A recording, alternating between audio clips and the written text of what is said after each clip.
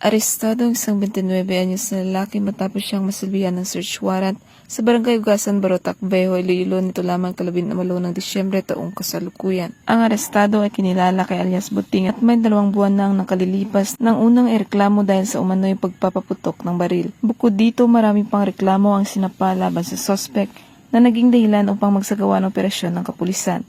Isinagawang paghahalughog na kumpiska mula sa suspect isang caliber .45 pistol, isang magasin at 46 na bala. Sa kasalukuyan ng arestado ay nasa kustodiya ng Barotac Vejo MPS para sa dokumentasyon at naharap sa kasong paglabag sa Republic Act 10591 o ang Comprehensive Firearms and Ammunition Regulation Act. Mahigpit na pinaalalahanan ng Iloilo PNP ang publiko na agad i-report sa mga kinauukulan ng anumang kinahinalang aktibidad upang mapanatili ang kapayapaan at kaayusan sa komunidad. Bagong PNP para sa bagong Pilipinas, serbisyong mabilis, tapat at nararamdaman. Mula dito sa Police Regional Office 6, ako ang inyong Police News Network Correspondent, Patrolwoman Julbel Albior, alagad ng batas, tagataguyod ng balitang pulis.